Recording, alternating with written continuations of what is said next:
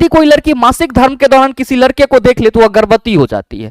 मेरे मित्र ये भी पहले भ्रांति चल रही थी कि अगर कोई लड़की पीरियड्स में आ गई तो वो उस क्रम में अगर किसी लड़के को देख लेगी तो वो प्रेग्नेंट हो जाएगी। बताइए कितना फालतू सा बात है। जय हिंद दोस्तों, स्वागत है आप सभी का आपके अपने परिवार द लॉजिकल साइंस में। मैं हूं आलोक सिंह आतिश और आज के इस वीडियो सेशन में हम लोग डिस्कस करने वाले हैं रेलवे साइंस 3200 के 25वें क्लास की। जी हाँ दोस्तों, इससे पीछे के वीडियो सेशन में हम लोगों ने रेलवे साइंस 3200 का 24वां क्लास देखा था, जहां पे हम लोग वैसे प्रश्न को डिस्कस कर रहे थे जो आपके पिछले रेलवे एग्जाम में पूछे गए थे। दोस्तों आज के इस वीडियो सेशन में भी हम लोग वैसे ही कुछ और महत्वपूर्ण क्वेश्चन को डिस्कस कर रहे होंगे जो आपके पिछले रेलवे एग्जाम में पूछे गए हैं। और साथ ही आपकी जानकारी के लिए बताना चाहूंगा कि आज के इस सेशन का जो भी क्वेश्चन है उसका सॉल्यूशन सहित पीडीएफ आपको कहां मिलेगा, यह हमारे टेलीग्राम ग्रुप से मिल जाएगा, जिसका लिंक इस वीडियो के नीचे डिस्क्रिप्शन में दिया हुआ है। आप वहां से जाकर के पीडीएफ को एक्सेस कर सकते हैं। बहरहाल आइए अपने सेशन की शुरुआत करते हैं और चलते हैं पहले क्वेश्चन की तरफ। मेरे मित्र, आपका जो पहला क्वेश्चन है आज के इस सेशन का, क्वेश्चन नंबर 1, क्या पूछा जा रहा है आपसे पूछा जा रहा है कि निम्न में से किस तत्व की संयोजकता 3 है। ऑप्शन है आपका कार्बन, दूसरा है आपका एल्यूमिनियम, तीसरा है आपका सल्फर और चौथा है आपका मैग्नीशियम। मेरे मित्र, आप सभी ध्यान में रखेंगे कि जब भी आपसे संयोजकता की बात की जाएगी यानी कि वैलेंसी की बात की जाएगी तो आप सभी ये ध्यान में रखना कि वैलेंसी क्या होता है। तो आप सभी कहेंगे कि सर तत्व का संयोग करने की क्षमता होता है, तत्व का संयोग करने की क्षमता होता है, संयोग करने की क्षमता होता है। और जब भी आपसे सवाल पूछा जाए कि what did you mean by valency, valency से तुम क्या समझते हो, तो आप क्या कहेंगे कि किसी भी तत्व का अन्य तत्वों के साथ जो संयोग करने की कैपेसिटी होती है उसी को हम लोग क्या कहते हैं, वैलेंसी कहते हैं। लेकिन मेरे मित्र, जब हम लोग वैलेंसी निकालते हैं तो क्या कहते हैं कि गुरुजी वैलेंसी निकालने के लिए हम लोग तत्व के द्वारा त्याग या ग्रहण की गई इलेक्ट्रॉन की संख्या की बात करते हैं। तो मेरे मित्र, आप सभी ये भी कह सकते हैं कि किसी भी तत्व के द्वारा अपने अष्टक को पूरा करने के लिए जितना इलेक्ट्रॉन का त्याग या ग्रहण किया जाता है वही उसकी क्या होती है, आप सभी कहते हैं सर संयोजकता होती है। मेरे मित्र, अगर हम लोग बात करें यहाँ पे कार्बन की, तो आप सबों को मालूम है कि कार्बन का एटॉमिक नंबर कितना होता है, आप सभी कहते हैं कि गुरुजी 6 होता है। मेरे मित्र, अगर हम लोग इसके इलेक्ट्रॉन के कक्षा में अरेंजमेंट की बात करें तो आप सभी क्या कहेंगे कि गुरुजी इसके कक्षा में अरेंजमेंट की बात करेंगे तो प्रथम कक्षा में 2 इलेक्ट्रॉन और द्वितीय कक्षा में कितना होगा, आप कहेंगे सर 4 इलेक्ट्रॉन हो जाएगा। और आप सबों को मालूम है कि कार्बन क्या करता है, आप कहेंगे सर न तो ये इलेक्ट्रॉन को लॉस करता है और ना ही क्या करता है सर, गेन करता है, ये साझा करता है। कितने इलेक्ट्रॉन का सर, 4 इलेक्ट्रॉन का। तो मेरे मित्र, ये जो कार्बन है इसकी संयोजकता यानी कि वैलेंसी कितनी हो जाएगी, आप कहेंगे सर ये अष्टक पूरा करने के लिए अपने 4 इलेक्ट्रॉन का साझा करता है, दैट्स वाई इसकी वैलेंसी 4 हो जाएगी। मेरे मित्र, यहां पे बात की गई है दूसरे ऑप्शन में एल्यूमिनियम की, और आप सबों को मालूम है कि इसका एटॉमिक नंबर 13 होता है। और अगर इसके कक्षा में इलेक्ट्रॉन के वितरण की बात करेंगे तो आप कहेंगे प्रथम कक्षा में 2, द्वितीय कक्षा में 8 और तृतीय कक्षा में कितना इलेक्ट्रॉन जाएगा, आप कहेंगे सर 3 इलेक्ट्रॉन जाएगा। आप क्या कहोगे कि गुरुजी एल्यूमिनियम अपना अष्टक पूरा करने के लिए यानी कि अष्टक पूरा करने के लिए 3 इलेक्ट्रॉन का त्याग कर देगा, तो एल्यूमिनियम की संयोजकता कितनी हो जाएगी, आप कहेंगे गुरुजी एल्यूमिनियम की संयोजकता 3 हो जाएगी। कितनी हो जाएगी, 3 हो जाएगी। मेरे मित्र, आपके तीसरे ऑप्शन में बात की गई है सल्फर की, सल्फर का एटॉमिक नंबर कितना होता है, आप कहेंगे 16। अच्छा ध्यान देंगे कि अगर हम लोग इसके कक्षा में इलेक्ट्रॉन के वितरण की बात करेंगे तो आप क्या कहिएगा कि गुरुजी ये 2, 8, 6 हो जाएगा। मतलब अगर सल्फर किसी से 2 इलेक्ट्रॉन ले लेगा तो सर इसके 12वीं कक्षा में 8 इलेक्ट्रॉन हो जाएगा और ये अपना अष्टक पूरा कर लेगा। तो आप सभी क्या कहेंगे कि गुरुजी जब ये अपना अष्टक पूरा कर लेगा तो हम कहेंगे कि सर 2 इलेक्ट्रॉन लेके ये अपना अष्टक पूरा कर रहा है तो इसकी जो संयोजकता होगी वो कितनी हो जाएगी, आप कहेंगे सर 2 हो जाएगी।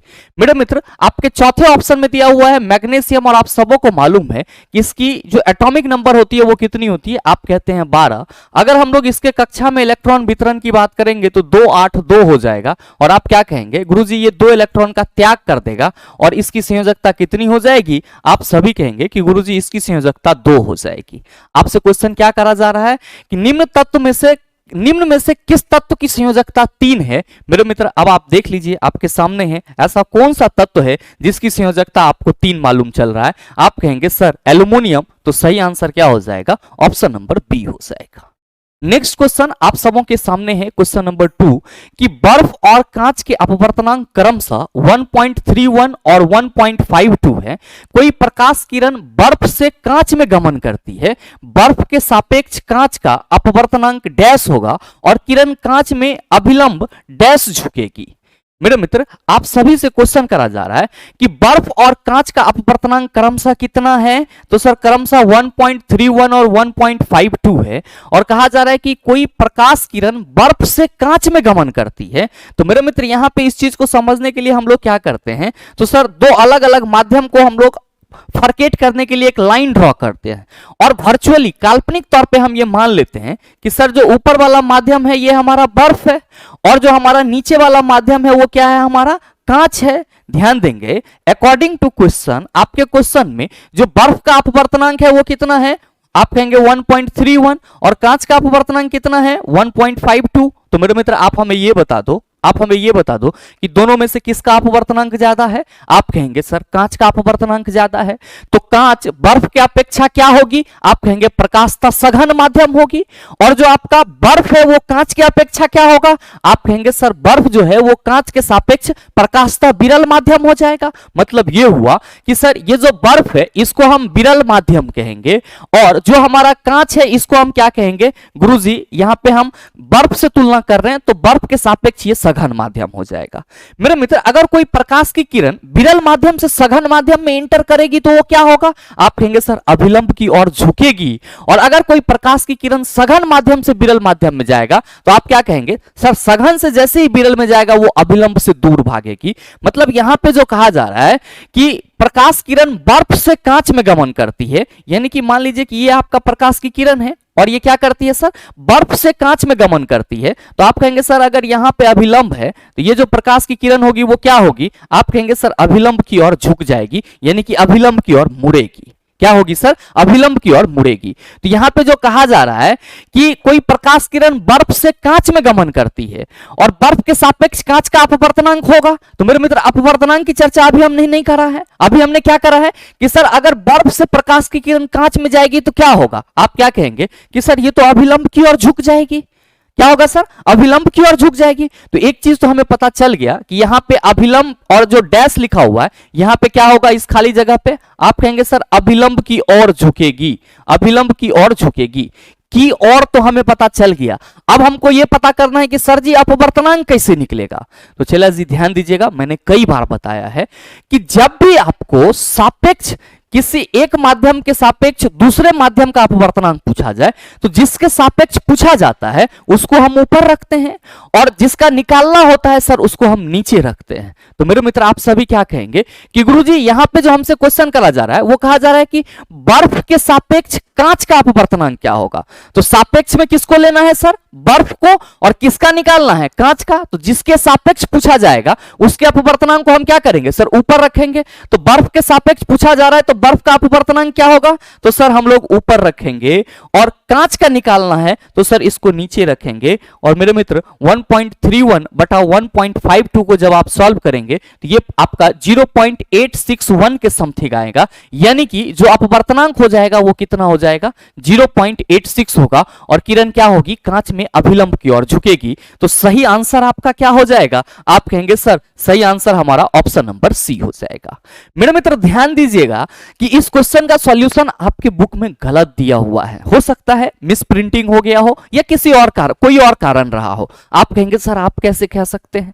मेरे मित्र ध्यान में रखेंगे, मैंने आपको कई बार बताया है कि जब भी हम सापेक्ष अपवर्तनांक की बात करते हैं तो यह दो माध्यमों का निरपेक्ष अपवर्तनांक का अनुपात होता है। जब भी हम रिलेटिव रिफ्रैक्टिव इंडेक्स की बात करेंगे, सापेक्षिक अपवर्तनांक की बात करेंगे, तो ये क्या होगा, तो सर दो माध्यमों के निरपेक्ष अपवर्तनांक का अनुपात होगा। क्योंकि जहां पे भी अपवर्तनांक लिखा जाता है वो क्या होता है, तो सर निर्वात के तुलना में होता है, इसीलिए वो निरपेक्ष अपवर्तनांक होता है। तो यहां पे और इजी सॉल्यूशन था। अगर आपको हम इतना नहीं बताते तो हम सिंपल ये भी कह सकते थे कि चला यहां पे देखो बर्फ का अपवर्तनांक कितना दिया हुआ है और कांच का अपवर्तनांक कितना दिया हुआ है। अब पूछा पूछा जा रहा है बर्फ के सापेक्ष कांच का अपवर्तनांक। तो ये जो बर्फ और कांच का अपवर्तनांक है ये क्या है, निरपेक्ष है। अच्छा, निरपेक्ष अपवर्तनांक दिया हुआ है, आपको सापेक्ष अपवर्तनांक बताना है, तो आप सीधे कह देते कि गुरुजी यहां पे दोनों निरपेक्ष अपवर्तनांक का अनुपात निकाल लेंगे तो वही हमारा आंसर होगा। तो सर आप नाक को ऐसे पकड़िए या घुमा के पकड़िए, बतवा बराबर है। और हमेशा ध्यान में रखेंगे कि जिस किसी भी माध्यम के सापेक्ष अपवर्तनांक पूछा जाएगा उसके अपवर्तनांक को हम सॉल्व करने में ऊपर रखेंगे और जिसका पूछा जाएगा उसको नीचे रखेंगे, हमारा आंसर 100% सही और सटीक आएगा। बहरहाल उम्मीद करते हैं क्वेश्चन को आप सभी समझ पाए होंगे। आइए बात करते हैं हम लोग अगले क्वेश्चन की। मेरे मित्र, आपका जो अगला क्वेश्चन है वो है क्वेश्चन नंबर 3। ध्यान दीजिएगा, इस क्वेश्चन में भी थोड़ा सा मिस प्रिंटिंग है।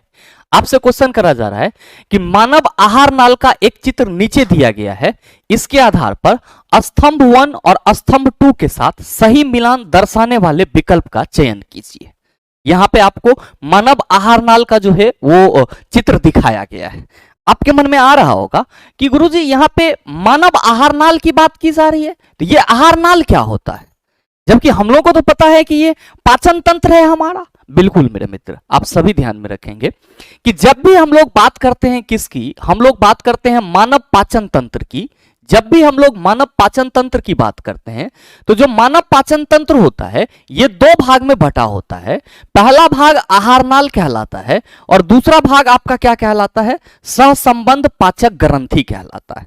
सहसंबंध पाचक ग्रंथि, जिसको हम लोग क्या कहते हैं, एसोसिएटेड डाइजेस्टिव ग्लैंड कहते हैं। मेरे मित्र नाम से ही स्पष्ट है, सहसंबंध पाचक ग्रंथि, यानी कि ये वैसा ग्रंथि होगा जो पाचन में मदद करेगा। कौन कौन से होते हैं, तो आप सभी ध्यान में रखेंगे कि आपके मुंह में जो लार ग्रंथि है, आपके मुंह में जो लार ग्रंथि है, और साथ ही साथ जो हम लोग यकृत की बात करते हैं, और साथ में जो हम लोग अग्नाशय की बात करते हैं, ये सभी क्या होते हैं, आप सभी ध्यान में रखेंगे। सर ये सभी सहसंबंध पाचक ग्रंथि कहलाते हैं। क्या कहलाते हैं सर, सहसंबंध पाचक ग्रंथि कहलाते हैं। क्यों, तो सर ये क्या करते हैं, तो पाचक रस स्रावित करते हैं जो पाचन के लिए महत्वपूर्ण होता है।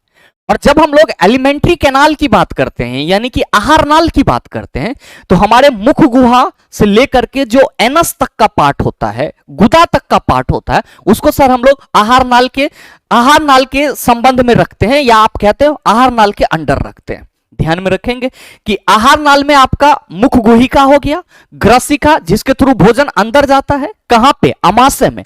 तो सर जो आपका मुख गुहा है, फिर जो ग्रास नली या ग्रसिका है, फिर जो अमाशय है, और फिर जो छोटी आंत और बड़ी आंत है, ये सब आहार नाल का हिस्सा होता है। जबकि लार ग्रंथि, यकृत, अग्नाशय ये सब सहसंबंध पाचक ग्रंथि का हिस्सा होता है। मेरे मित्र आपसे सवाल करा जा रहा है कि मानव आहार नाल का एक चित्र नीचे दिया गया है, इसके आधार पर स्तंभ 1 का स्तंभ 2 के साथ सही मिलान दर्शाने वाले विकल्प का चयन कीजिए। और ध्यान देंगे कि आपको यहां पे पहले ऑप्शन में ये वाला दिख रहा है, आप सभी ध्यान में रखेंगे कि इसको हम लोग क्या कहते हैं, ग्रसनी कहते हैं। क्या कहते हैं, ग्रसनी, या फिर इसोफेगस कहते हैं। और चला जी यहां पे भोजन का पाचन नहीं होता है, इसके थ्रू भोजन क्या होता है, तो सर हमारे मुख गुहा से नीचे अमाशय में आता है। कहां आता है सर, अमाशय में आता है। और मेरे मित्र ध्यान देंगे कि ये जो यहां पे आपका इस तरह की संरचना को इंडिकेट किया जा रहा है, ये जो यहां पे इस तरह की संरचना को इंडिकेट किया जा रहा है, ये आपका क्या है, तो आप सभी ध्यान में रखेंगे सर ये यकृत है। क्या है, यकृत है। इससे क्या स्रावित होता है, पित्त रस, जिसको हम लोग इंग्लिश में क्या कहते हैं चला जी, बाइल जूस कहते हैं। अच्छा ये बाइल जूस क्या करता है, आप सभी कहते हैं सर ये वसा के पाइसीकरण में मदद करता है। और साथ ही साथ क्या करता है, तो हमारे अमाशय में जो अम्ल HCl निकलती है उसके वजह से जो भोजन अम्लीय हो जाता है, तो उसको और आगे के पाचन के लिए क्षारीय माध्यम में कौन परिवर्तित करता है, तो सर यही यकृत से जो बाइल जूस निकलता है वो परिवर्तित करता है। और मेरे मित्र आप सभी ध्यान में रखना कि यहां पे जो सी को इंडिकेट की जा रही है, ये सी क्या है, आप सभी ध्यान में रखेंगे कि सी वाला पोर्शन जो है वो छोटी आंत को बता रहा है। किसको बता रहा है, छोटी आंत को बता रहा है मेरे मित्र। साथ ही यहां पे जो बी वाला पोर्शन है, ये वाले पोर्शन को ध्यान देंगे, मैं इसको थोड़ा सा लाल रंग से सर इंडिकेट कर रहा हूं। ये वाला जो पोर्शन आप देख रहे हैं सर, इसको क्या कहते हैं हम लोग, इसको हम लोग बड़ी आंत कहते हैं। यानी कि जो बी दर्शाया जा रहा है वो क्या होगा, बड़ी आंत होगा। क्या होगा, बड़ी आंत होगा। अब आपको स्तंभ 1 से स्तंभ 2 को मिलान करना है। ए में आपको मैंने क्या बताया, ग्रसनी, आप क्या कहेंगे कि गुरुजी यहां पे भोजन का पाचन नहीं होता है, इसके थ्रू भोजन क्या होता है, तो सर हमारे मुख गुहा से आमाशय में आता है। तो चला जी, जो ए है वो किसके साथ मैच करेगा, तो आप कहेंगे सर ए तो यहां पे लिखा हुआ है स्तंभ 1 में, और यहां पे 4 में लिखा हुआ है कि पाचन नहीं होता है, तो सर ए को हम 4 के साथ मैच करवाएंगे, बिल्कुल ही सही है। अब नेक्स्ट देखिएगा कि आपका बी है, यहां पे बी हमने किसको नाम दिया है, सर बड़ी आंत को नाम दिया है, इसको हम अभी रहने देते हैं। नेक्स्ट हम बात करते हैं सर सी की, तो सर सी क्या है हमारा, तो आप सभी कहेंगे कि सर सी जो है वो हमारा छोटी आंत है, आपने अभी जस्ट यहां पे लिखा है कि ये छोटी आंत की संरचना को बता रही है। तो चला जी, आपके इस ऑप्शन में यानी कि स्तंभ 2 में ये लिखा हुआ है कि लंबाई जंतुओं द्वारा खाए जाने वाले भोजन पर निर्भर करती है। मेरे मित्र आप सभी ध्यान में रखेंगे कि जो छोटी आंत की लंबाई होती है वो मांसाहारी जंतु की क्या होती है सर, तो सर शाकाहारी जंतु के अपेक्षा क्या होता है सर, कम होता है। जबकि शाकाहारी जंतु घास फूस खाते हैं जिसमें सेलुलोज की मात्रा ज्यादा होती है, तो शाकाहारी जंतु में सेलुलोज के ठीक तरह से पाचन के लिए जो छोटी आंत की लंबाई होती है वो क्या होती है, ज्यादा होती है। तो कहीं ना कहीं हम ये कह सकते हैं कि सर छोटी आंत की लंबाई जो है वो जंतु किस प्रकार का भोजन कर रहा है इस पर डिपेंड करेगा। शाकाहारी जंतु की जो छोटी आंत की लंबाई होगी वो लंबा होगा, जबकि मांसाहारी जंतु की जो छोटी आंत की लंबाई होगी वो क्या होगा, तो सर कम होगा। तो मेरे मित्र यहां पे जो आपके दूसरे स्टेटमेंट में कहा जा रहा है कि लंबाई जंतुओं द्वारा खाए जाने वाले भोजन पर निर्भर करती है, तो किसकी लंबाई जंतुओं द्वारा खाए जाने वाले भोजन पर निर्भर करती है, आप कहेंगे सर छोटी आंत की लंबाई जंतुओं द्वारा खाए जाने वाले भोजन पर निर्भर करती है। तो मेरे मित्र जो आपका सी है वो किसके साथ मैच करेगा, आप कहेंगे गुरुजी जो सी है हमारा वो 2 के साथ मैच करेगा। किसके साथ मैच करेगा, 2 के साथ मैच करेगा।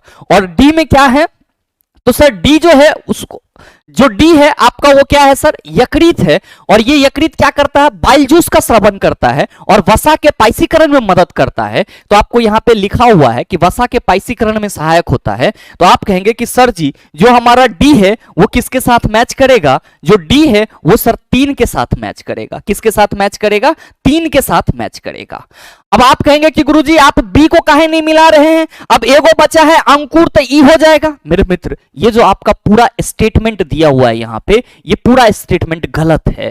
क्यों गलत है, क्योंकि सर अगर हम बी के लिए इस इंडिकेशन को मानते हैं तो ये तो बड़ी आंत को इंडिकेट कर रहा है, जबकि जो रसांकुर होती है वो कहां होता है, तो सर छोटी आंत के इनर वाल में होता है। मेरे मित्र ध्यान देंगे, मैंने इसी चीज को दूर करने के लिए यहां पे लिया है। ये क्या है सर, छोटी आंत का इनर भाग है, यानी कि आंतरिक भाग है, और इसके आंतरिक भाग में आपको उंगली नुमा संरचना दिखाई पड़ रही होगी, जिसको हम लोग क्या कहते हैं सर, विली, या फिर इसी को हम लोग हिंदी में क्या कहते हैं, रसांकुर कहते हैं। क्या कहते हैं, रसांकुर कहते हैं।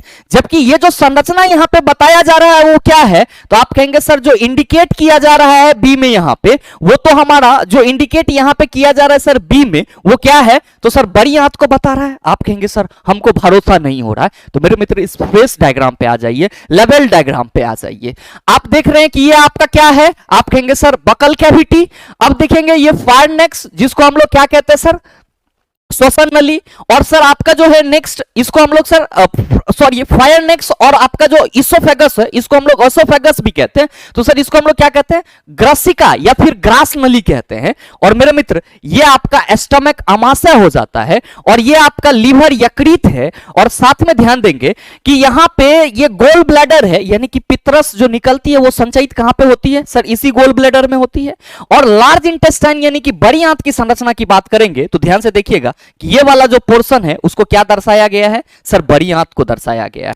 मेरे मित्र सेम डायग्राम आपको ना लग रहा है कि यहां और यहां क्या है सर, बड़ी आंत को दर्शाया गया है। तो भाई मेरे आप सभी का जो यहां पे ऑप्शन बी टिक आउट किया हुआ है वो क्या है, बड़ी आंत है। यहां पे जो दिया हुआ है कि भोजन से जल का अवशोषण करते हैं, तो मेरे मित्र ये अंकुर देके गलत कर दिया है। अगर सिर्फ और सिर्फ ये लिखा हुआ रहता है कि भोजन से जल का अवशोषण करते हैं तो हम लोग थोड़ा देर के लिए इसको सही मान लेते। आप कहते सर कैसे मान लेते, तो मेरे मित्र आप सबों को मालूम है कि आपके छोटी आंत में भोजन का संपूर्ण पाचन होता है, और छोटी आंत में ही भोजन का अवशोषण भी होता है रसांकुर के द्वारा। लेकिन मेरे मित्र क्या होता है, जो अनपचा भोजन होता है वो कहां भेज दिया जाता है सर, बड़ी आंत में भेज दिया जाता है। और बड़ी आंत क्या करता है, तो सर अनपचे भोजन में से जो लवण और जल होते हैं उसको अवशोषित कर लेता है, और अवशोषित करने के बाद जो फेसियल मैटर होता है उसको बॉडी से बाहर निकाल देता है, जिसको हम लोग क्या कहते हैं, इजेशन यानी कि निष्कासन कहते हैं। तो बड़ी आंत के द्वारा अनपचे भोजन से क्या किया जाता है, तो जल और लवण को अवशोषित किया जाता है। यहां पे क्या कहा जा रहा है कि अंकुर भोजन से जल का अवशोषण करते हैं, जो कि क्या हो जाएगा, आप कहेंगे सर गलत हो जाएगा। और मेरे मित्र अगर हमको इसको सुधारना है तो हम यहां पे क्या लिखेंगे, तो ध्यान देंगे, हम यहां पे इसको सुधार करके जो सही स्टेटमेंट होगा उसको कुछ इस तरीके से लिख सकते हैं, उसको हम लोग कुछ इस तरीके से लिख सकते हैं। ध्यान देंगे, आप लोग भी बुक में इसको सुधार लेंगे, ये ऑप्शन गलत है। और अगर हमें सुधार के लिखना होगा यहां पे, तो हम यहां पे क्या लिखेंगे, आप सभी को मैंने अभी जस्ट बताया कि अनपचा भोजन से जल एवं लवण का अवशोषण किसके द्वारा किया जाएगा, आप कहेंगे बड़ी आंत के द्वारा। तो हम लिख देते हैं यहां पे अनपचे भोजन से अनपचे भोजन से जल एवं लवण का अवशोषण, अनपचे भोजन से जल एवं लवण का अवशोषण, जल एवं लवण का अवशोषण। तो मेरे मित्र अब आप क्या कहेंगे, अब आप कहेंगे कि गुरुजी अब हम बी को एक से मिला सकते हैं, बिल्कुल मिला सकते हैं। बी को किससे मिला सकते हैं सर, एक से मिला सकते हैं। देख लीजिए आपके किस ऑप्शन में है, आप कहेंगे सर हमारे पहले ऑप्शन में तीन मिला हुआ है, जबकि ए 3 के साथ मिला हुआ है, जबकि आपने ए को 4 के साथ मिलाया है, तो पहले ही आउट ऑफ सिलेबस हो गया चला। और दूसरा ए जो है वो 4 के साथ मिला हुआ है, ठीक है, बी जो है वो 1 के साथ मिला हुआ है, तो हमने आपका 1 वाला ऑप्शन ठीक कर दिया है। तो अब आप कहेंगे कि सर ये ठीक है। और सी जो है वो 2 के साथ मिला हुआ और डी जो है 3 के साथ मिला हुआ है, तो सही आंसर क्या हो जाएगा, ऑप्शन नंबर बी हो जाएगा। तो मेरे मित्र आप अपने बुक के हिसाब से अगर इस क्वेश्चन का आंसर ऑप्शन नंबर बी मानते हैं, तो मेरे मित्र ये जो स्तंभ 2 में आपका कॉलम 1 दिया हुआ है इसको आप सुधार लीजिएगा। क्यों, क्योंकि सर विली जो है वो कहां पाया जाता है, छोटी आंत में पाया जाता है, जबकि ये इंडिकेशन बड़ी आंत को कर रहा है। तो कहीं ना कहीं हमारा क्या हो जाएगा, तो सर पूरा सिस्टम ही हैंग हो जाएगा अगर हम लोग ऐसे करेंगे। तो मेरे ख्याल से क्वेश्चन के त्रुटि और कंसेप्ट को समझ पाए होंगे। आइए बात कर लेते हैं अगले क्वेश्चन की। अगला क्वेश्चन आपके सामने है क्वेश्चन नंबर 4, बड़ा ही सरल सा क्वेश्चन कि किसी अवतल दर्पण की वक्रता त्रिज्या 12 सेंटीमीटर है, नई कार्तीय चिन्ह परिपाटी का पालन करते हुए मुख्य अक्ष से x equal to dash focus पर स्थित होगा। बड़ा सरल सा क्वेश्चन है कि वक्रता त्रिज्या 12 सेंटीमीटर है, तो साइन कन्वेंशन के अनुसार आपसे यह पूछा जा रहा है कि जो मुख्य अक्ष से x डैश पर फोकस स्थित होगा, यानी कि फोकस दूरी क्या होगी। तो आप क्या कहेंगे कि गुरुजी वक्रता त्रिज्या की आधी फोकस दूरी होती है, और अवतल दर्पण की बात की जा रही है तो अवतल दर्पण की फोकस दूरी ऋणात्मक लेते हैं। वक्रता त्रिज्या 12 है तो फोकस दूरी आप कहेंगे आधा 6 हो जाएगा, क्या -6। तो सही आंसर ऑप्शन नंबर ए हो जाएगा। आइए बात करते हैं अगले क्वेश्चन की। अच्छा मेरे मित्र अगला क्वेश्चन से पहले आप सबों की जानकारी के लिए बताना चाहूंगा कि अगर आप में से कोई भी मित्र आगामी एग्जाम के लिए प्रिपेयर हो रहे हैं, एएलपी एंड टेक के लिए, या फिर आप किसी और अन्य एग्जाम की तैयारी करना चाहते हैं और आपको लगता है कि एक बार हमें साइंस को कंप्लीट पढ़ना चाहिए, और मेरे मित्र आप चाह रहे हैं कि सर हम फिजिक्स को एक बार पढ़ना चाहते हैं, तो आप जुड़ सकते हैं फिजिक्स सेपरेट क्लासेस में, जो कि है आपका फिजिक्स द गेम चेंजर के नाम से। और साथ ही साथ अगर आप एएलपी एंड टेक की तैयारी करना चाहते हैं तो आप हमारे साथ ALP and technician combo batch में जुड़ सकते हैं, जिसमें आपको सीबीटी 1 और सीबीटी 2 दोनों के लिए तैयारी करवाई जाएगी। और अगर आप सभी एग्जाम के लिए एनसीईआरटी फाउंडेशन पढ़ना चाहते हैं 6 से लेकर के 10 तक, तो मेरे मित्र आप सभी जुड़ सकते हैं एनसीईआरटी 6 से लेकर के 10 तक साइंस फाउंडेशन बैच में। ध्यान में रखेंगे कि इन सभी क्लासेस में आपको रिकॉर्डेड मोड में क्लासेस मिलेगी, और साथ ही साथ जो आपको क्लासेस मिलेगी वो पूरा क्या होगा, तो सर थ्योरी विद न्यूमेरिकल होगा। और साथ ही ये बैच आपको कहां मिलेगा, ये हमारे द लॉजिकल साइंस एप्लीकेशन पे मिल जाएगा। अगर आपके मन में किसी भी तरह का क्वेरी चल रहा है इस बैच के रिगार्डिंग, तो आप हमारे इस दिए गए नंबर पे व्हाट्सएप या कॉल करके क्वेरी को सर समाधान कर सकते हैं, अपने संशय को दूर कर सकते हैं। बहरहाल आपका अगला क्वेश्चन क्या है, अगला क्वेश्चन है क्वेश्चन नंबर 5, बड़ा ही सरल सा क्वेश्चन कि निम्न में से कौन सा एक मिथक नहीं है। पहला है कि मासिक धर्म के दौरान लड़की को रसोई घर में काम करने की अनुमति नहीं दी जानी चाहिए। दूसरा है, यदि कोई लड़की मासिक धर्म के दौरान किसी लड़के को देख ले तो वह गर्भवती हो जाती है। तीसरा है कि चिप्स और डिब्बाबंद स्नैक्स जैसे खाद्य पदार्थों में पोषण कम होता है, इसलिए किशोरावस्था प्रजनन चरण के दौरान इन्हें नहीं खाना चाहिए। और चौथा है, बच्चे के लिंग अनुकूलन के लिए पूरी तरह से मां जिम्मेदार होती है और आपको इसमें से कौन एक मिथक नहीं है उसको चूज करना है। आप कहेंगे सर ये मिथक का मतलब क्या हुआ? मेरे मित्र, इसको भ्रांतियां बोलते हैं। और आप सभी की जानकारी के लिए बताना चाहूंगा कि अगर आप पहले के समय में जाते हैं तो उस समय मेंस्ट्रुअल साइकिल को बहुत एक हवा बना करके देखा जाता था। क्योंकि अब जमाना बदल गया है, अब सभी लोग समझते हैं कि ये क्या होता है क्या नहीं होता है, लेकिन पहले के लोग नहीं समझते थे। पहले के लोग क्या समझते थे? ये भगवान का दिया हुआ शराप है, लेकिन ऐसा कतई नहीं है। फीमेल के बॉडी में इसका होना बहुत ही जरूरी है और जब तक ये ना हो तब तक वो फीमेल नहीं मानी जाती है। मेरे मित्र, पहले के जमाना में यह भ्रांति थी कि मासिक धर्म के दौरान लड़की को रसोई घर में काम करने के लिए अगर दिया जाएगा तो पूरा का पूरा सामान क्या हो जाएगा? अछूत हो जाएगा। और मेरे मित्र, नेपाल में तो अभी तक ये भ्रांतियां चल रही थी और नेपाल में अभी भी अगर किसी लड़की, मतलब वैसा कोई पिछड़ा हुआ इलाका है नेपाल का जहां पे अभी भी अगर किसी लड़की को पीरियड्स हो जाता है तो सर उसे घर से बाहर रखा जाता है, किसी झोपड़ी में किसी खोपड़ी में रख दिया जाता है। तो सर ये क्या है? एक मिथ है, भ्रांति है, जबकि ऐसा कुछ है नहीं। तो आप ये कहेंगे कि सर ये वाला भ्रांति तो हमको लग रहा है, बिल्कुल लग रहा है चला जी। अब दूसरा में कहा जा रहा है कि यदि कोई लड़की मासिक धर्म के दौरान किसी लड़के को देख ले तो वह गर्भवती हो जाती है। मेरे मित्र, ये भी पहले भ्रांति चल रही थी कि अगर कोई लड़की पीरियड्स में आ गई तो वो उस क्रम में अगर किसी लड़के को देख लेगी तो वो प्रेग्नेंट हो जाएगी। बताइए कितना फालतू सा बात है। लेकिन हम नहीं कह रहे ऐसा सर, जो पूर्व के लोग थे, प्राचीन जमाने के लोग, तो उसका ऐसा अपना मानना था। और जब लड़की पीरियड्स में होती थी तो उसको घर में बंद कर दिया जाता था, वहीं पे उसको खाना दिया जाता था, पानी दे दिया जाता था, पहुंचा दिया जाता था। मतलब एक तरह से कह सकते हो कोविड जैसा बिहेव होता था वहां पे।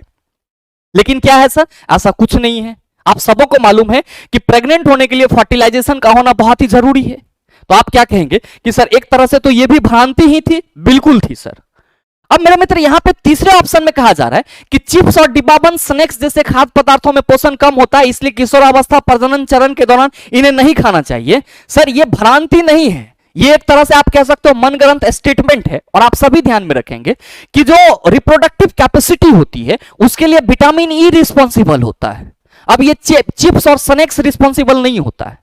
तो आप कहेंगे सर ये भ्रांति टाइप नहीं लग रहा है, और भ्रांति ये है भी नहीं, मिथक है भी नहीं। तो मेरे मित्र, ये तो आपका एक मिथक नहीं होगा। जबकि चौथे ऑप्शन में कहा जा रहा है कि बच्चे के लिंग अनुकूलन के लिए पूरी तरह से मां जिम्मेदार है। तो मेरे मित्र, ये भ्रांति अभी भी हमारे समाज में व्याप्त है। जैसे अगर किसी को लगातार सर 2 या 3 बेटी हो जाता है तो सर जो उसकी सास होती है लगती है पकड़ के कूटने कि कैसी आ गई है बहू, ये हो गया है वो हो गया है। जबकि उनके सास को ये नहीं पता है कि जो सर बेटा और बेटी का लिंग निर्धारण होगा वो किस पे डिपेंड करेगा? तो सर उसके बेटा पे डिपेंड करेगा। मतलब ये हुआ, हम आपको ये समझाना चाह रहे हैं कि सर लड़का और लड़की होने के लिए सर फीमेल जिम्मेदार नहीं होती है, लड़का और लड़की होने के लिए पुरुष जिम्मेदार होती है। और किसी भी बच्चे का लिंग निर्धारण होगा तो किस पे होगा सर? तो सर वो मेल पे रिस्पॉन्सिबल होगा। यानी कि आप कह सकते हैं कि जो फादर होंगे, पुरुष होंगे, उन पे डिपेंड करेगा। मां पे कभी भी सर बच्चे का लिंग निर्धारित नहीं होता है। लेकिन ये एक मिथक चल रही है और अभी भी हमारे समाज में ये व्याप्त है। तो आप क्या कहेंगे कि सर यहां पे जो कहा जा रहा है कि निम्न में से कौन सा एक मिथक नहीं है? तो ऑप्शन ए भी मिथक है, ऑप्शन बी भी मिथक है और ऑप्शन डी भी मिथक है, जबकि ऑप्शन सी मिथक नहीं है। तो हम कहेंगे कि सर हमारा जो सही आंसर हो जाएगा वो क्या होगा? आप सभी कहिएगा ऑप्शन नंबर सी हो जाएगा। क्या हो जाएगा? ऑप्शन नंबर सी हो जाएगा। उम्मीद करते हैं समझ पाए होंगे। आइए बात करते हैं हम लोग अगले क्वेश्चन की। अगला क्वेश्चन, क्वेश्चन नंबर 6 कि निम्न में से कौन सा रसायन ओजोन परत के क्षय का कारण बनता है? मेरे मित्र, क्लोरोफ्लोरोकार्बन, जिसको हम लोग शॉर्ट फॉर्म में CFC कहते हैं। और इसमें कोई लाग लपेटा है नहीं, मैंने कई बार आपको बताया है, बस ध्यान में रखेंगे। कार्बन टेट्राक्लोराइड CCl4 इसका क्या होता है सर? अणुसूत्र होता है और कई बार आपके एग्जाम में पूछा जाता है। बाद बाकी मीथेन आप कहेंगे सर CH4 है, एज अ फ्यूल हम लोग इसका इस्तेमाल करते हैं। और ये साथी क्या है? तो आप कहेंगे सर CNG के रूप में इसको हम लोग देखते हैं, कंप्रेस्ड नेचुरल गैस के रूप में देखते हैं। अच्छा, बहुत सारे मित्र कहेंगे सर ये ओजोन लेयर। तो तो आप सभी ध्यान में रखेंगे कि सूर्य के पराबैंगनी किरण से बचाने हेतु आपके वायुमंडल में एक लेयर है जिसको हम लोग ओजोन लेयर कहते हैं। लेकिन हम लोग इतने ज्यादा डेवलप हो गए हैं कि सर टीवी, एसी और सर रेफ्रिजरेटर जिसको हम लोग फ्रीज कहते हैं, इसका बहुत तेजी से इस्तेमाल करना शुरू कर दिए। और इन सभी से क्या होती है सर, सीएफसी गैस निकलती है जो ओजोन लेयर के डिप्लेशन का कारण बनता है। और मेरे मित्र अब तो सर टेक्नोलॉजी डेवलप हो गई है, तो अब यह पूरी तरह से हिदायत दी गई है कि जो भी रेफ्रिजरेटर या एसी बन रहा है उसका सर ये ध्यान रखा जाए कि वो कम से कम सीएफसी का उत्पादन कर सके ताकि हमारा जो ओजोन लेयर है वो बचा रह सके।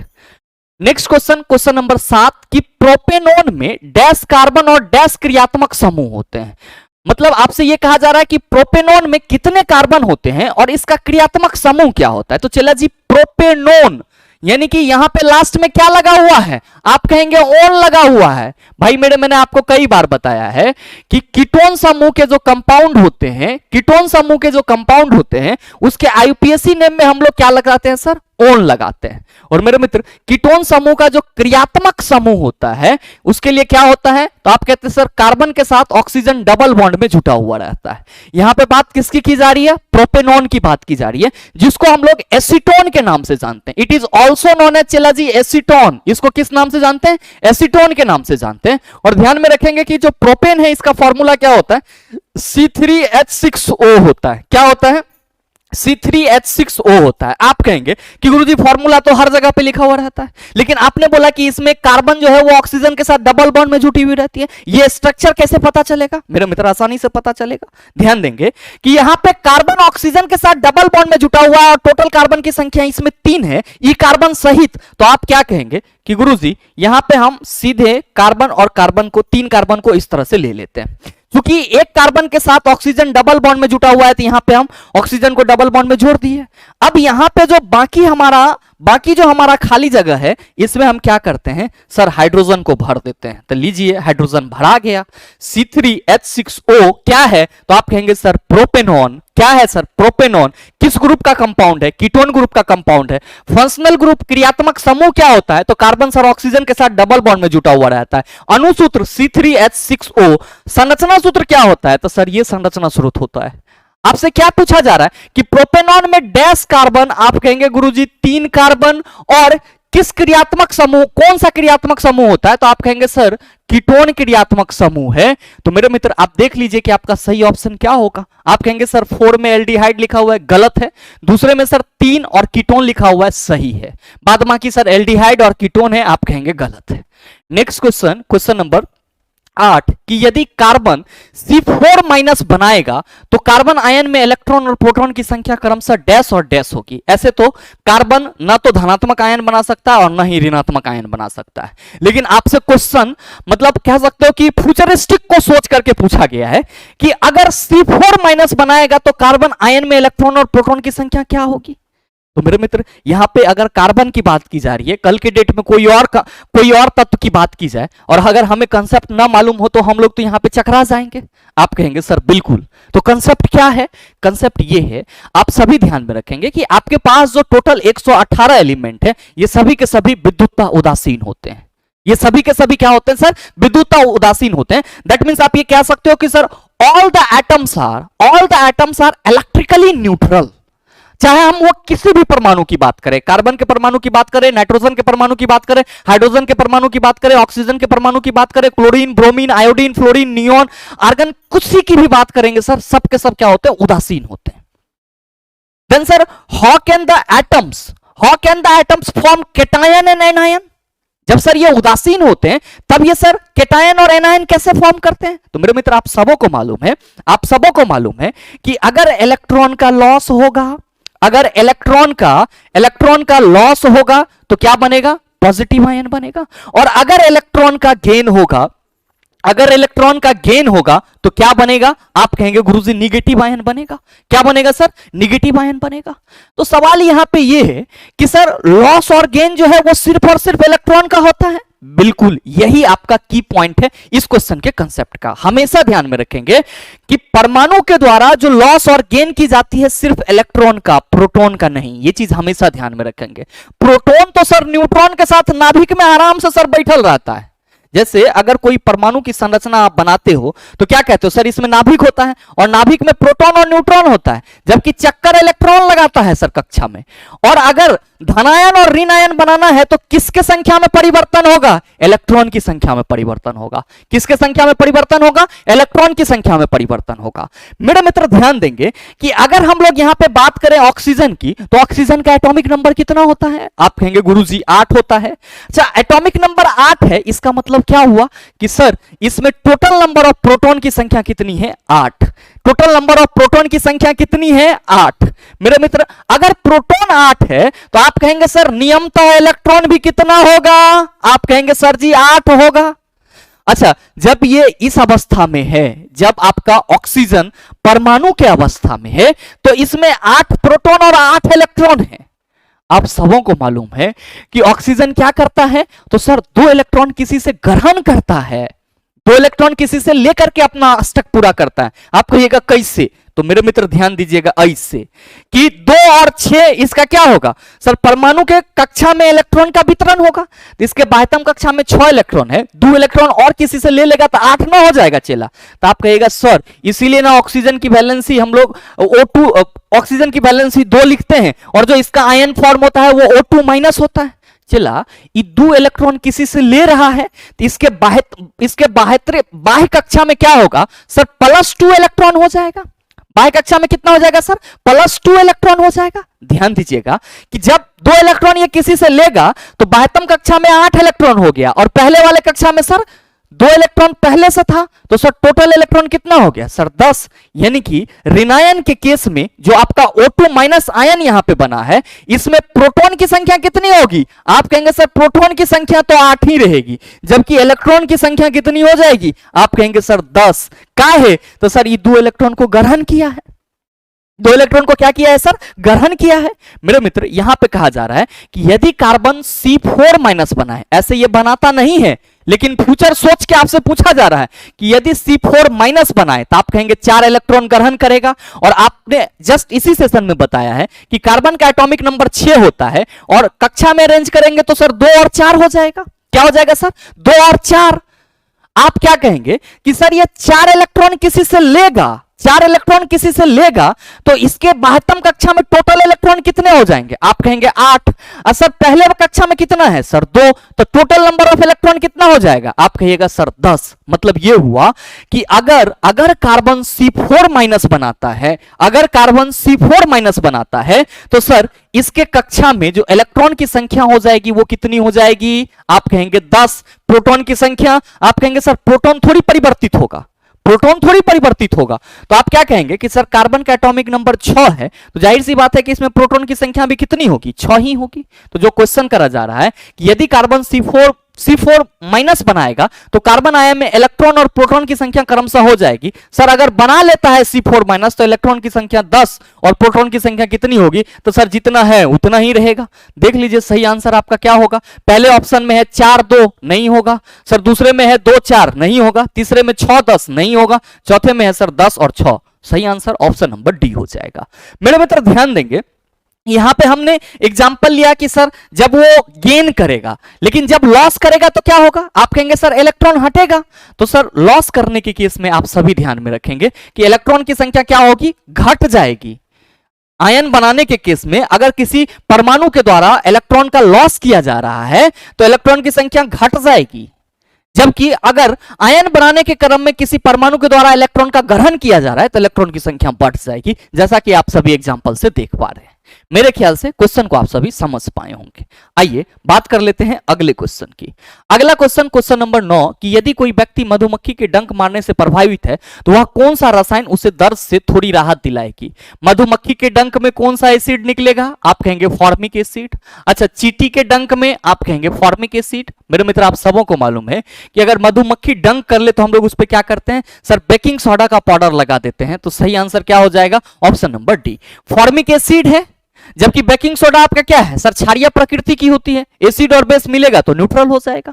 ध्यान रखेंगे। दही में कौन सा एसिड पाया जाएगा, आप कहेंगे सर लैक्टिक अम्ल पाया जाता है। विनेगर सर एसिटिक एसिड पाया जाएगा। यहां पे मैं लिख ही दूं सर, आपको कंफ्यूजन नहीं रहेगा।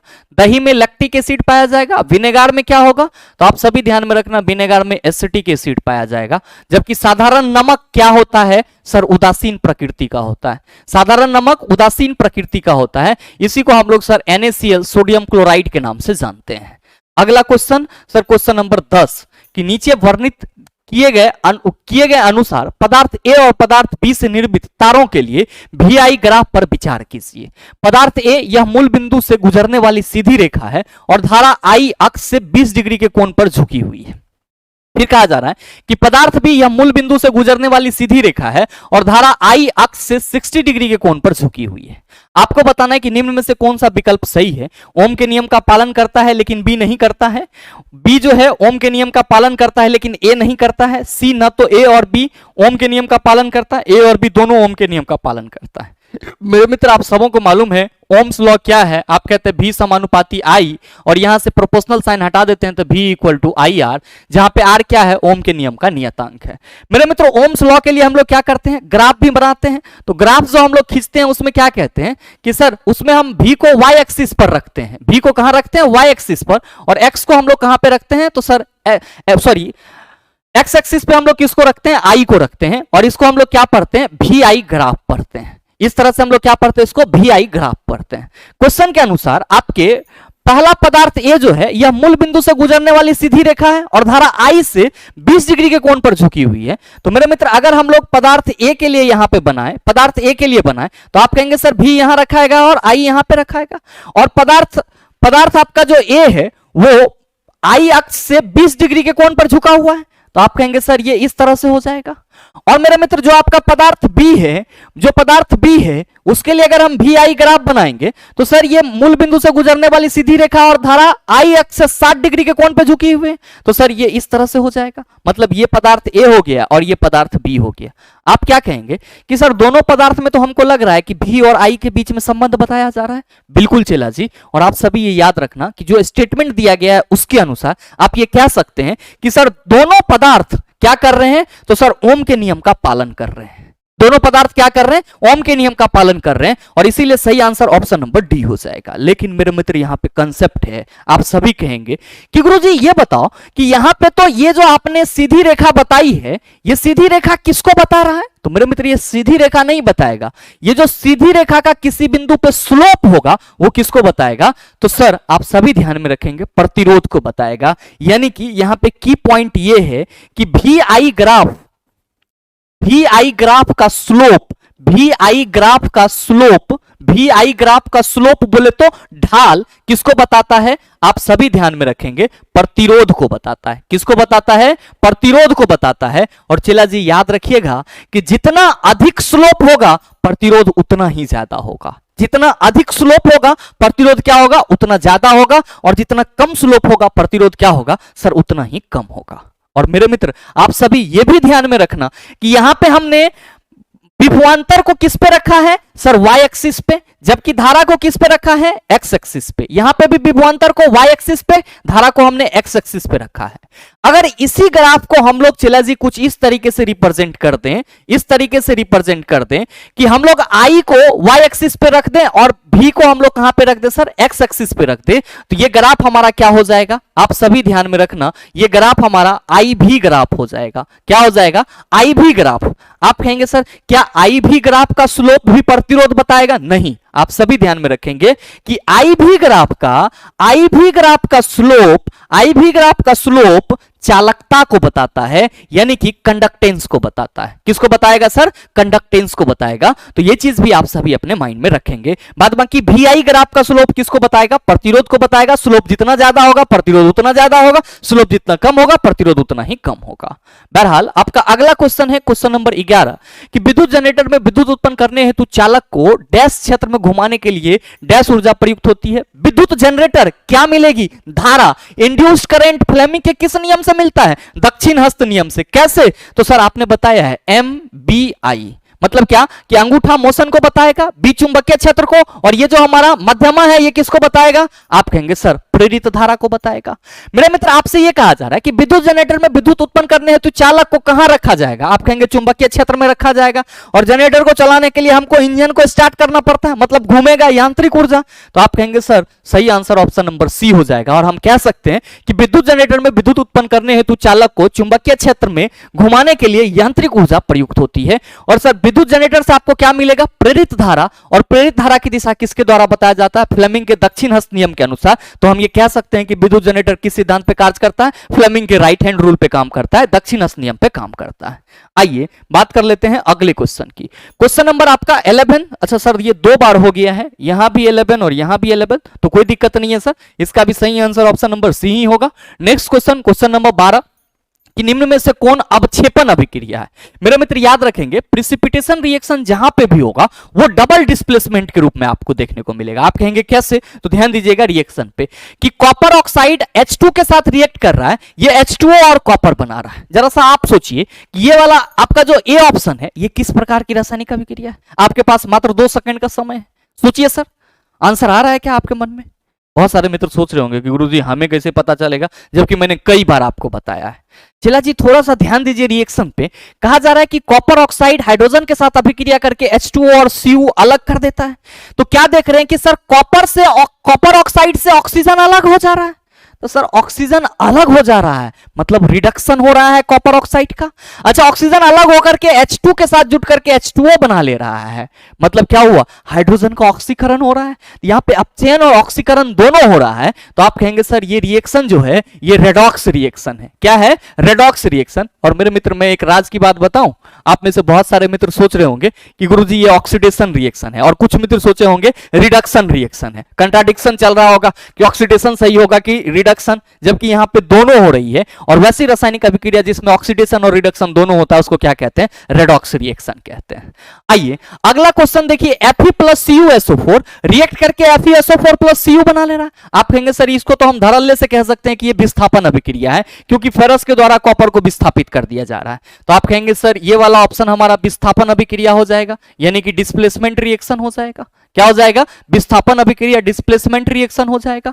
जबकि यहां पे कॉपर सल्फेट जब बेरियम क्लोराइड के साथ अभिक्रिया कर रहा है तो बेरियम सल्फेट और कॉपर क्लोराइड बना रहा है। ध्यान में रखेंगे कि बेरियम सल्फेट का क्या होगा? सफेद अपक्षेप प्राप्त होगा। और मेरे मित्र ये अभिक्रिया जो होगी वो क्या होगी? Double displacement reaction. चूंकि इस अभिक्रिया में अपक्षेप भी बन रहा है, that's why we can also refer this reaction as a precipitation reaction. क्योंकि इस अभिक्रिया में बेरियम सल्फेट का अवक्षेप प्राप्त होगा, इसीलिए इस रासायनिक अभिक्रिया को हम लोग अवक्षेपण अभिक्रिया के रूप में रिकमेंड कर सकते हैं। दैट्स व्हाई सही आंसर क्या हो जाएगा? ऑप्शन नंबर सी हो जाएगा।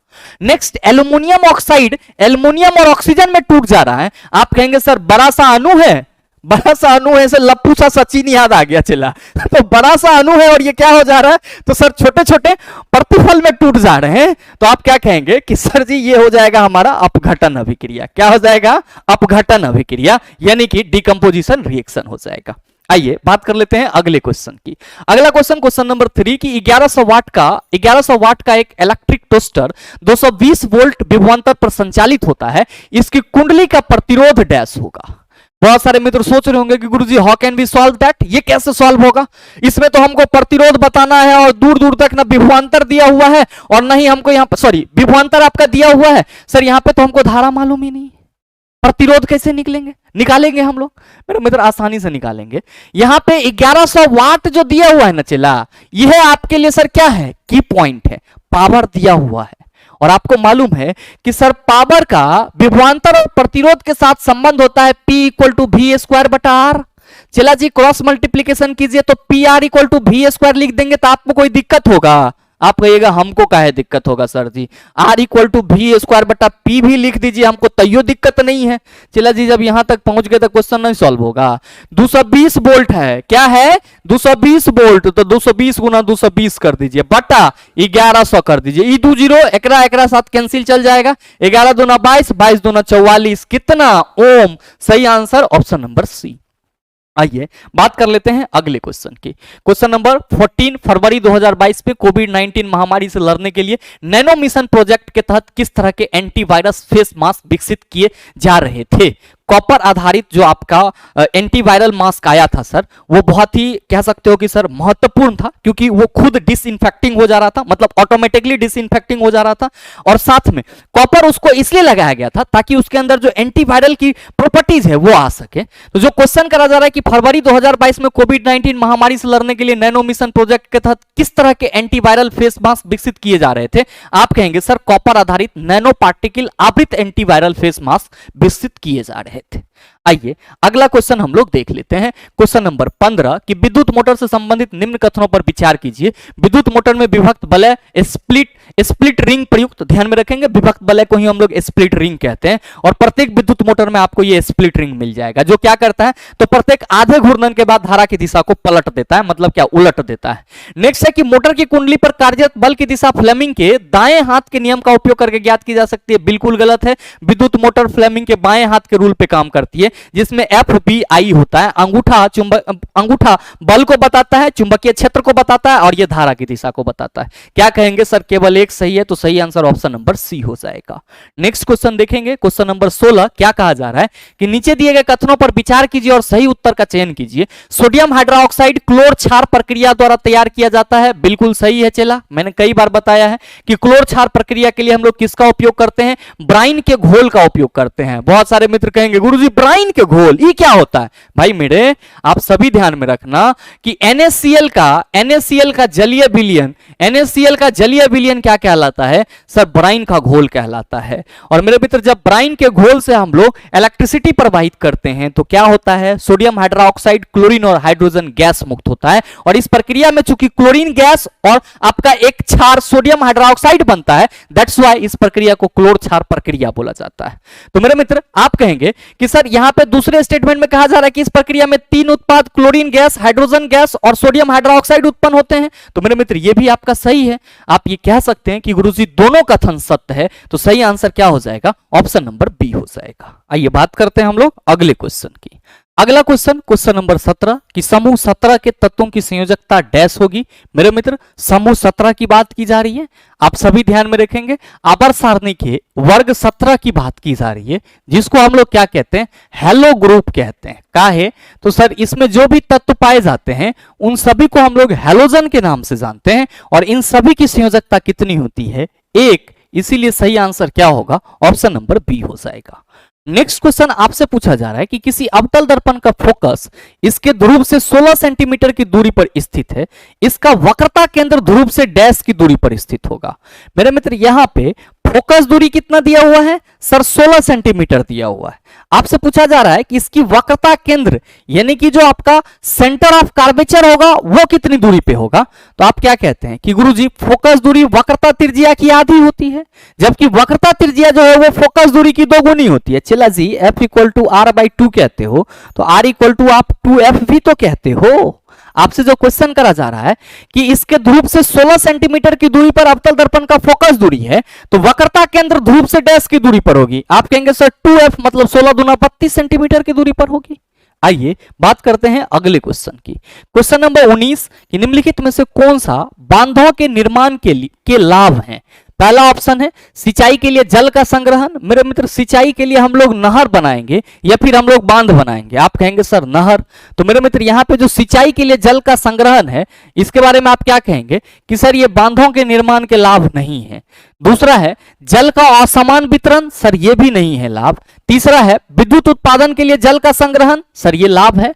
और साथ ही साथ चौथा है कि बांधों से निकाले जाने वाली नहरें जल को अधिक दूरी तक हस्तांतरित करने में सहायक होती है। बिल्कुल सही है, क्योंकि सर बांध में जो जल आपका भरा हुआ रहता है उसमें क्या होती है सर, स्थितिज ऊर्जा होती है और पोटेंशियल एनर्जी की मात्रा ज्यादा होती है। जाहिर सी बात है जब बांध खोला जाएगा तो सर पानी जो है एक वेग से निकलेगा, तो नहरों द्वारा वो बहुत अधिक दूर तक जा सकता है।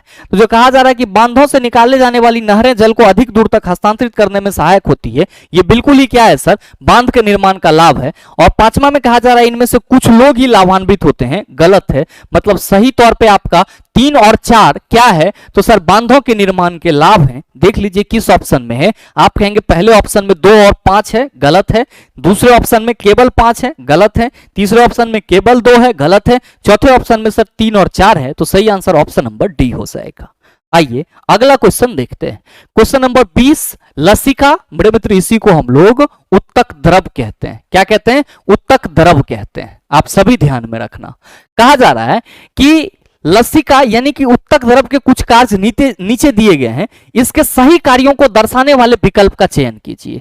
पहला में कहा जा रहा है कि आंत से पाचित और अवशोषित वसा को ले जाते हैं, मेरे मित्र ये बिल्कुल ही सही कहा जा रहा है। CO2 को फेफड़ा तक ले जाते हैं, मेरे मित्र ये नहीं होता है। RBC को लसिका पर्व तक ले जाते हैं, मेरे मित्र ये भी सही है। और फिर चौथा है आपका, सॉरी, RBC को लसिका पर्व तक ले जाता है, नहीं होगा सर। और चौथा है आपका कि यह अतिरिक्त तरल को कोशिका बाह्य स्थान से वापस रक्त में बहा देता है, ये सही है। मतलब सही आपका 1 और 4 होगा। Option number C is the right answer of this question. मेरे मित्र ध्यान में रखेंगे कि ये जो लसिका होता है इसको हम लोग उत्तक द्रव बोलते हैं, और न सिर्फ ये पाचित भोजन को एक जगह से दूसरी जगह ले जाता है, बल्कि उस भोजन के साथ जो अन्य पदार्थ होते हैं उसको भी एक जगह से दूसरी जगह ले जाता है, और साथ में ये अतिरिक्त तरल को क्या करता है? तो सर कोशिका से बाह्य स्थान में वापस रक्त में बहा देता है। मतलब साफ है कि सही आंसर हमारा 1 और 4 होगा। तो सही ऑप्शन क्या होगा? ऑप्शन नंबर सी हो जाएगा। आइए बात कर लेते हैं अगले क्वेश्चन की। अगला क्वेश्चन है क्वेश्चन नंबर 21 की पौधे में वाष्पोत्सर्जन के कुछ लाभों का उल्लेख नीचे किया गया है, उस विकल्प का चयन कीजिए जो वाष्पोत्सर्जन से होने वाली हानि को दर्शाता है। पहला ऑप्शन है कि यह खनिज आयनों के परिवहन में सहायता करता है, बिल्कुल सही है। दूसरा है कि यह वाष्पीकरण द्वारा पौधों को ठंडा करने में कार्य करता है, यह भी सही है। यह पौधे के मुरझाने का कारण बन सकता है, मेरे मित्र ये हानि है, ये लाभ नहीं है। ये क्या है? हानि है। जबकि ए और बी क्या था? लाभ था। और यह पत्तियों को प्रकाश संश्लेषण के लिए जल प्रदान करता है, सर ये भी लाभ है। आप कहेंगे वाष्पोत्सर्जन से सर कैसे जल मिलेगा? मेरे मित्र वाष्पोत्सर्जन की प्रक्रिया अगर नहीं होगी तो जो वाटर का कॉन्सेंट्रेशन है प्लांट के लीफ में वो ज्यादा हो जाएगा, और अगर ज्यादा होगा तो सर प्रकाश संश्लेषण की प्रक्रिया सही तरीके से नहीं हो पाएगा। क्योंकि जल का संवहन पौधे में सतत रूप से होता रहे, इसके लिए वाष्पोत्सर्जन का होना बहुत ही जरूरी होता है। तो हम ये कह सकते हैं कि यह पत्तियों को प्रकाश संश्लेषण के लिए आवश्यक जल प्रदान करता है, तो ये लाभ है। यह वाष्पीकरण द्वारा पौधे को ठंडा करता है, यह भी लाभ है। यह खनिज आयनों के परिवहन में सहायता करता है, यह भी लाभ है। लेकिन यह पौधे के मुरझाने का कारण बन सकता है, सर यह हानि है। क्यों? क्योंकि अगर पौधे से ज्यादा दर से वाष्पोत्सर्जन की प्रक्रिया हो जाए तो सर पौधे में पानी की कमी हो जाएगी, जिस वजह से पौधा हमारा क्या हो सकता है? गुरुजी मुरझा सकता है। तो चला जी, सही आंसर क्या होगा? आप कहेंगे ऑप्शन नंबर सी हो जाएगा। क्यों? क्योंकि आपसे पूछा जा रहा था कि वाष्पोत्सर्जन से होने वाली हानि को कौन दर्शाता है। आप कहेंगे ऑप्शन नंबर सी, वाष्पोत्सर्जन से होने वाले हानि को दर्शाता है। नेक्स्ट क्वेश्चन, क्वेश्चन नंबर 22 कि मिट्टी से पौधे की जड़ कोशिकाओं में जल और खनिज आयनों की गति के संबंध में निम्न में से कौन सा विकल्प सही है? आयन और जल एक साथ अवशोषित होते हैं? नहीं। पहले आपका आयन जो है वो अवशोषित होकर के हर एक भाग में चला जाता है, और फिर उसके बाद जल होता है। दूसरे ऑप्शन में कहा जा रहा है कि आयन पहले सक्रिय परिवहन द्वारा अंदर प्रवेश करते हैं, उसके बाद संकेंद्रित प्रबंधता के अनुदिश जल प्रवेश करते हैं। यह बात बिल्कुल सही है, और सही आंसर क्या हो जाएगा? ऑप्शन नंबर बी हो जाएगा। नेक्स्ट क्वेश्चन, क्वेश्चन नंबर 23 कि 1 बिलियन का पीएच ज्ञात करने के लिए लिटमस पेपर का प्रयोग किया गया। बिलियन नीले लिटमस को लाल कर देता है। नीले लिटमस को लाल कर देता है मतलब बिलियन हमारा अम्ल है, और इसका पीएच वैल्यू 7 से कम होगा। 7 वाला उदासीन होगा, 7 से ज्यादा है तो वो बेसिक नेचर का होगा, 5 7 से कम है तो ये अम्लीय नेचर का होगा। सही आंसर ऑप्शन नंबर डी हो जाएगा। नेक्स्ट कि निम्नलिखित में से क्या महिला प्रजनन तंत्र का एक हिस्सा नहीं है? सर गर्भाशय, अंडाशय, डिंबवाहिनी नलिका जिसको फैलोपियन ट्यूब कहते हैं, वेजाइना, ये सब महिला प्रजनन तंत्र का हिस्सा होता है। जबकि फीमेल के बॉडी में जो मूत्र मार्ग यूरेथ्रा होती है वो रिप्रोडक्टिव सिस्टम का हिस्सा नहीं होता है। तो सही आंसर ऑप्शन नंबर बी हो जाएगा। नेक्स्ट क्वेश्चन, क्वेश्चन नंबर 25 कि माध्यमों 1, 2 और 3 के अपवर्तनांक क्रमशः 1.46, 1.65, 1.31 है। यदि माध्यमों में प्रकाश की चाल v1, v2 और v3 है तो उनके बीच निम्न में से कौन सा संबंध सही है? मेरे मित्र, जिस माध्यम का अपवर्तनांक सबसे कम होगा उसमें प्रकाश की चाल सबसे ज्यादा होगी, जिसका सबसे ज्यादा होगा उसमें प्रकाश की चाल सबसे कम होगी। आप देख रहे हैं कि जो आपका माध्यम 3 है उसकी अपवर्तनांक सर 1.31 है, तो आप कहेंगे सर जो v3 में प्रकाश की चाल होगी वो ज्यादा होगी। साथ ही ध्यान देंगे कि यहाँ पे जो आपका माध्यम 1 है इसमें प्रकाश की इसका अपवर्तनांक कितना है? 1.46, तो आप कहेंगे सर माध्यम 3 से माध्यम 3 से थोड़ा सा कम प्रकाश की चाल किसमें होगी, तो सर माध्यम 1 में होगी। और सबसे कम प्रकाश की चाल किसमें होगी, आप कहेंगे माध्यम 2 में। क्यों, क्योंकि माध्यम 2 की अपवर्तनांक सबसे ज्यादा है। ये वाला रिलेशन किस ऑप्शन में है, आप कहेंगे sir V3 is greater than V1 और V1 is greater than V2। सही आंसर ऑप्शन नंबर ए हो जाएगा। अगला क्वेश्चन आप सभी के सामने है कि नाइक्रोम का एक तार AB 3 भागों AC, CD और DB से बना है, जिनके प्रतिरोधों का अनुपात 1:2:3 है। यह तार एक बैटरी से जुड़ा हुआ है। यदि V1, V2 और V3 क्रमशः AC, CD और DB के सिरों पर विभव पात है, तो निम्न में से कौन सा सही है। बड़ा सरल सा क्वेश्चन है। कहा जा रहा है कि नाइक्रोम का एक तार AB है जिसको 3 भाग में बांटा गया, AC, CD और DB में, और तीनों का जो प्रतिरोध का अनुपात है वो 1:2:3 है। आपसे कहा जा रहा है कि यह तार एक बैटरी से जुड़ा हुआ है। यदि V1, V2 और V3 क्रमशः AC, CD और DB के सिरों पर विभवपात यानी कि विभवांतर है, तो निम्न में से कौन सा सही है। आप क्या कहेंगे कि सर जब बैटरी से जुड़ा गया है तो हम ये कह सकते हैं कि यहाँ पे धारा क्या है, समान है। और आप क्या कहेंगे कि गुरुजी अगर I समान है तो विभवांतर वो प्रतिरोध के समानुपाती होगी। मतलब यहाँ पे जो हमारा प्रतिरोध का अनुपात होगा वो क्या होगा, तो सर जो हमारा विभवांतर का अनुपात होगा वो क्या होगा, आप कहेंगे प्रतिरोध का अनुपात। तो आप क्या कहेंगे कि सर V1:V3 इक्वल टू 1:2:3।